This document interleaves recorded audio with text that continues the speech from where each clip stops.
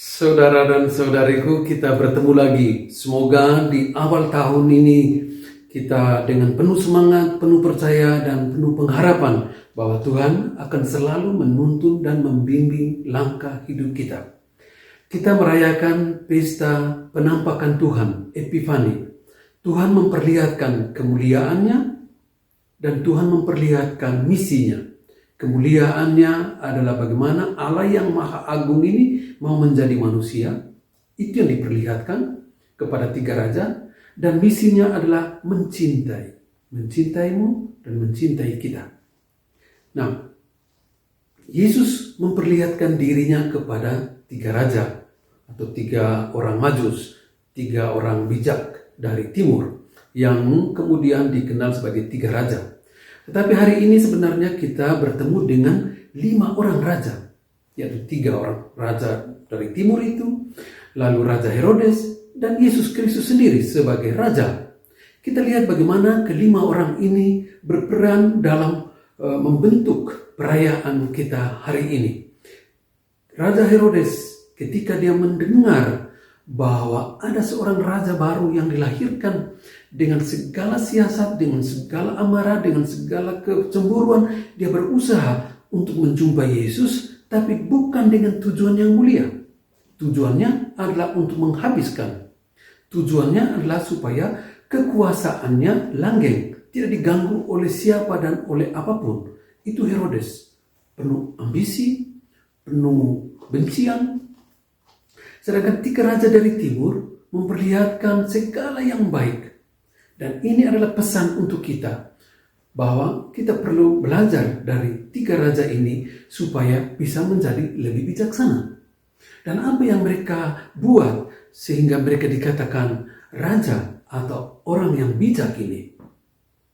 Pertama-tama, mereka menempatkan Yesus sebagai yang pertama dan utama dalam hidup mereka. Mereka mencari Tuhan. Dan pencarian ini memperlihatkan, membuktikan atau mengajarkan kita bahwa mereka tidak temukan apa-apa di dunia ini yang bisa memberi hidup itu lebih berarti. Hidup itu hanya semakin berarti kalau berpusat pada Allah. Oleh karena itu ketiga majus ini mencari Allah agar hidup mereka itu bisa lebih berarti bagi diri mereka, bagi Allah, dan bagi sesama. Nah, ketika mereka bertemu dengan Yesus, benar-benar ada perubahan, ada transformasi di dalam diri mereka. Jadi ada yang sebelumnya dan yang sesudah. Di titik tengah itu adalah perjumpaan dengan Allah. Mereka berjumpa dengan Yesus membuat mereka semakin bijaksana. Dan kebijaksanaan mereka itu ketika mereka memilih untuk mempersembahkan yang terbaik untuk Yesus.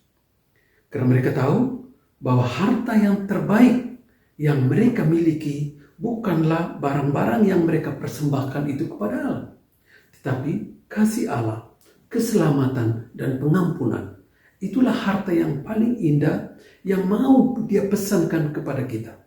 Mau tiga raja ini katakan kepada kita bahwa harta kita yang paling baik, paling istimewa, paling mulia adalah pengampunan Allah, kerahiman Allah, cinta Allah, kerinduan Allah untuk menyelamatkan setiap orang.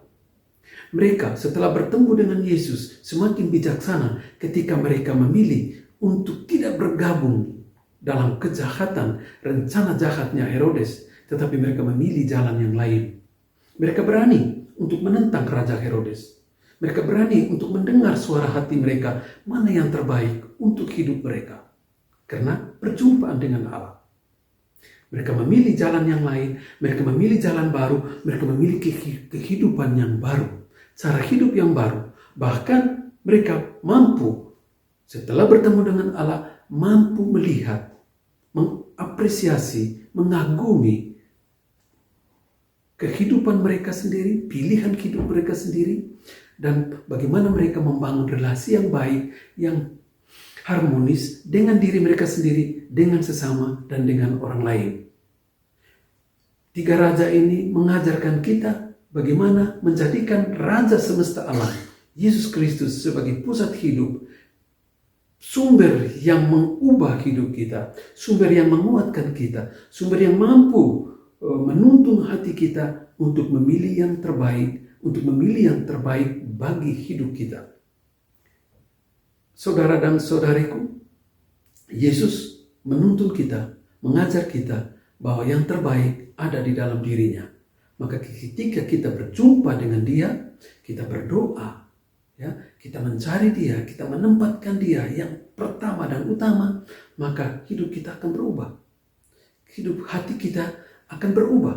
Cara kita melihat diri kita sendiri, melihat pengalaman-pengalaman kesulitan hidup kita, melihat orang lain, melihat lingkungan, dan melihat apa yang kita miliki akan berubah sama sekali.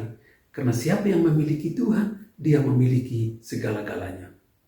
Maka mari kita berdoa, semoga kebijaksanaan yang dimiliki oleh 3 raja ini boleh kita miliki dalam mensiarai hidup kita. Amin.